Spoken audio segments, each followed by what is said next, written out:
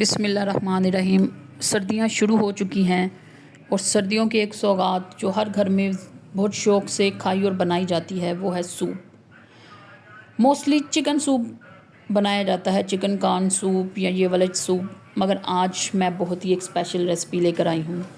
आज मैं बनाऊँगी फ़िश सूप। ये बनाने में बड़ा ही आसान है और खाने में तो मज़ेदार होने ही वाला है। अगर आप ये रेसिपी शुरू से लेकर एंड तक देखेंगे तो आपको पता चलेगा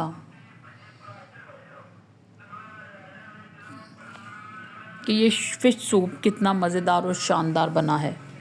मगर इसके लिए आपको स्किप किए बगैर ये रेसिपी देखनी पड़ेगी। और जब ये आप सूप बनाएंगे तो आपको पता ही नहीं लगेगा, और अगर आप ये गेस्ट के आगे पेश करेंगे तो वो गेस ही नहीं कर पाएंगे कि ये चिकन का सूप है या फ़िश का सूप है। मगर उसके लिए आपको ये रेसिपी शुरू से लेकर एंड तक ज़रूर देखनी पड़ेगी और कोई भी स्टेप मिस नहीं करना। अब मैंने चिकन हाफ़ जो फ़िश है फ्राई करने के लिए जो मंगवाते हैं उसी के साथ सिरे भी आते हैं फ़िश के, उसको अच्छी तरह से धोकर और 1 चम्मच हल्दी डालकर एक बॉयल के साथ उस पानी को गिरा दिया। फिर दोबारा से उन्हीं फ़िश के सिरों को धोना नहीं है, वैसे ही कढ़ाई में डालें, पतीली में डालें और उसमें अब उसकी हम यखनी बनाएंगे। यखनी बनाने के लिए मैंने इसमें एक बड़ा प्याज डाला है, 3 से 4 जवे लहसुन के डाले हैं, धनिया डाला है, हरा धनिया डाला है और हरा प्याज, जो हरे प्याज का जो पीछे वाली साइड है हरा हरा वो डाल दिया। फिर अब इसमें हम लौकी डालेंगे, लौकी जिससे घिया भी कहा जाता है आपके, और कद्दू भी कहा जाता है। आपकी कंट्री में से क्या कहा जाता है वो कमेंट बॉक्स में ज़रूर बताइएगा। वो डाला है। इसकी अब यखनी निकालेंगे हम तकरीबन 30 मिनट के लिए। इसे ढाँप के रख दिया और यखनी आप देख सकते हैं बहुत ही वाइब्रेंट कलर, जो ग्रीन सा प्यारा सा कलर इसका आ चुका है। अब हम यखनी को ड्रेन कर लेंगे, यानी जो हमारा जो फ़िश के सिरे थे उसे और तमाम सब्ज़ियों को निकाल लेंगे और फिर दूसरी पतीली में ड्रेन कर लेंगे, छान लेंगे यखनी को, ताकि किसी भी किस्म की जो चीज़ें इसमें अगर रह गई हैं तो वो अच्छी तरह से निकल जाएं। अब देखें स्टॉक जो है वो बनकर बिल्कुल तैयार है, यखनी बनकर फ़िश के सिरों की तैयार है। अगर आप इसे ऐसे ही पिएंगे ये तो ये भरपूर है न्यूट्रिएंट्स के साथ। मगर अब हम इसमें कुछ थोड़ी सी सब्ज़ियां डालेंगे और थोड़ी सी सब्ज़ियों में एक बड़े साइज़ की गाजर मैंने कद्दूकश कर ली थी वो डाली है, और लौकी जो आधी लौकी हमने यखनी बनाते हुए डाली थी और आधी को कद्दूकश कर लिया था उसे डाल देंगे यखनी के अंदर, और तो 2 गिलास बड़े भरकर पानी के डाल देंगे ताकि ये सब्ज़ियां अच्छी तरह से उसमें गल जाएं। फिर हाफ़ टी स्पून काली मिर्च डालेंगे पिसी हुई और कुटी हुई।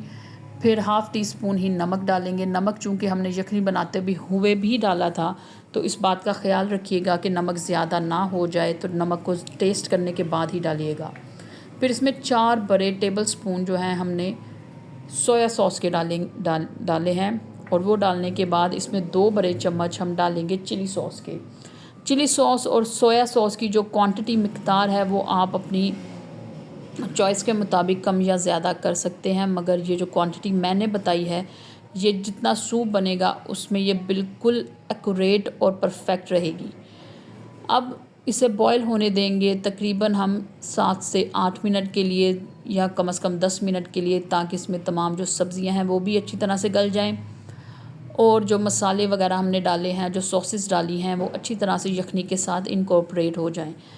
फिर जो फ़िश थी उसके जो सिरे थे उसमें से जो बोन है वो हमने अलग कर दी, और जो उसका मीट है उसे अच्छी तरह से ध्यान से साफ़ किया। बोन जो है फ़िश की आपको पता है बहुत बारीक होती है, तो उसे अच्छी तरह से ध्यान के साथ अलग कीजिएगा बोन और मीट को, ताकि जो कांटे वगैरह हैं वो सूप में ना जाएं। फिर उसे भी इसमें डाल देंगे और इसे पकने देंगे तकरीबन 10 से 15 मिनट के लिए, और इसके ऊपर जो हल्की सी बलाई सी आ जाती है मसालों वगैरह की उसे ड्रेन करते रहेंगे, स्ट्रेन करते रहेंगे, स्किमिंग करते रहेंगे उसकी, ताकि जो सूप का कलर है वो ख़राब ना हो और बहुत ही अच्छा सा कलर आए। इसी दौरान अगर आपको ये रेसिपी पसंद आए तो मेरे चैनल को सब्सक्राइब करें और मेरी वीडियो को लाइक और शेयर करना मत भूलें। अब 3 से 4 जो बड़े अंडे थे उसकी जो जर्दी थी उसे अलग कर लिया और उसकी सफ़ेदी को अलग कर लिया है। सूप जो है वो उबल रहा है तो उसमें हम थोड़ा सा करके ये अंडे की सफ़ेदी डालते जाएंगे और उसे अच्छी तरह से मिक्स करते रहेंगे ताकि जो सूप है वो अच्छी तरह से अंडे जो हैं उसके अंदर मिक्स हो जाएं और वो कुक भी हो जाएं। अंडे डालने के बाद भी इसे 3 से 4 मिनट के लिए हम पकाएंगे।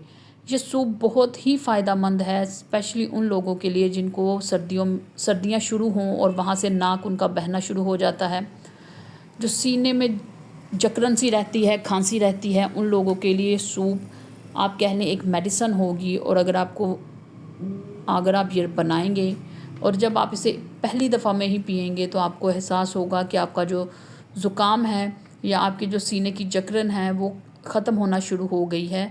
और अब सूप को बनते हुए तकरीबन 5 से 6 मिनट हो चुके हैं और सूप आप देख सकते हैं तकरीबन तैयार है हमारा।